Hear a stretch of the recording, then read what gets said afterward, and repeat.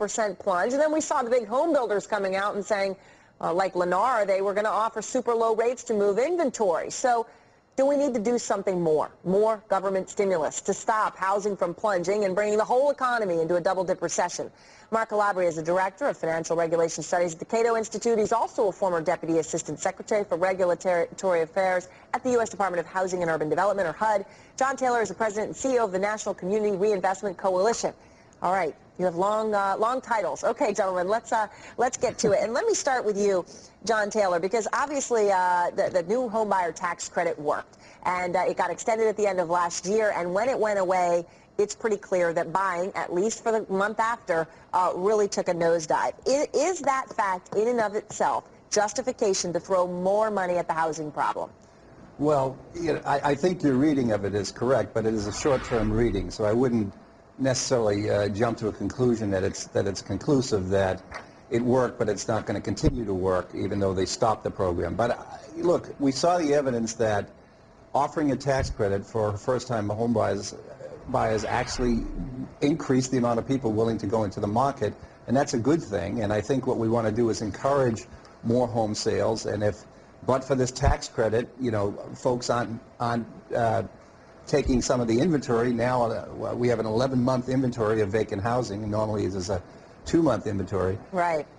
You know, it's a good thing to try to stimulate that for our economy. So you would extend additional tax credits. You would link them to a borrower's ability to pay, but you're open to more tax credit. That would be money well spent, you think? Money well spent. All right, Mark Calabria, I don't think you think it's money well spent.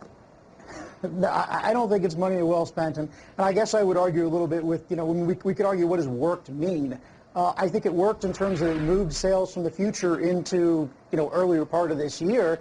I also think it was god-awful expensive. You know, if you look at the estimates of what we paid, not simply on a per credit basis, but on how many borrowers would not have bought otherwise, you know, really, you're talking from $40,000 to $100,000 a hit on this. So I think it's very expensive.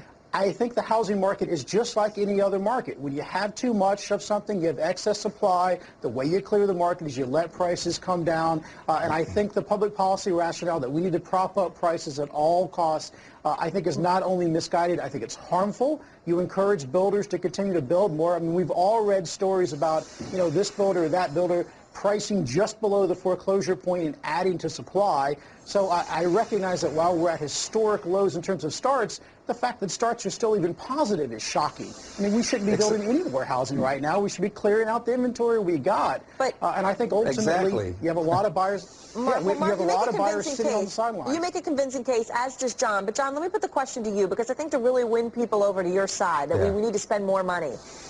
You have to make the argument that if we spend that money, we could prevent the economy from going into a double-dip recession. And if we don't, we may have the whole economy go into a double-dip recession. Can you make that case? Sure, absolutely. Look, we are in an uncertain economy, and the last thing we need, and what's driven this economy down, is the depression of housing values, which has continued and will continue if we, as Mark suggests, just let the prices go down, don't help people, don't incent the market, just let it continue to fall. That's the worst thing for us to do in an uncertain economy. This is the opportunity for us to be able to remove some of that inventory, which Mark recognizes in his comments needs to occur.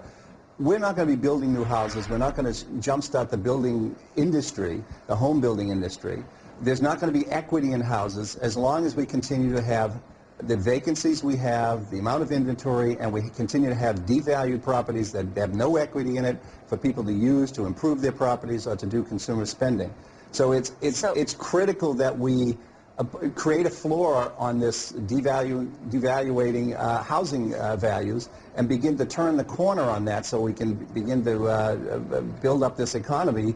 And I think that's money well spent. And frankly, cities, towns, states all get revenue when there are homeowners, when these properties become occupied and people are paying taxes. And we get it back in that form. It's right part now, of a cycle. Yes, but Mark Calabria, would you be willing, if the risks to doing nothing at this point, saying, look, it only works when we stick the heroin in the arm of the housing market, we're going to get off the drug, even if that means the economy goes into a double dip. Is that something this country should do at this point? Because otherwise we're just going to keep borrowing money to stimulate a market that may not become self-sustaining. Well, you know, the president actually, you know, touched on this when he spoke at Carnegie Mellon not long ago. My good friend of the left, Dean Baker, has talked about this. We need to get away from this inflated bubble economy of where we think that wealth is being generated by just running up asset prices like housing. There are the two things that drive housing fundamentally are income and demographics, basically household structure.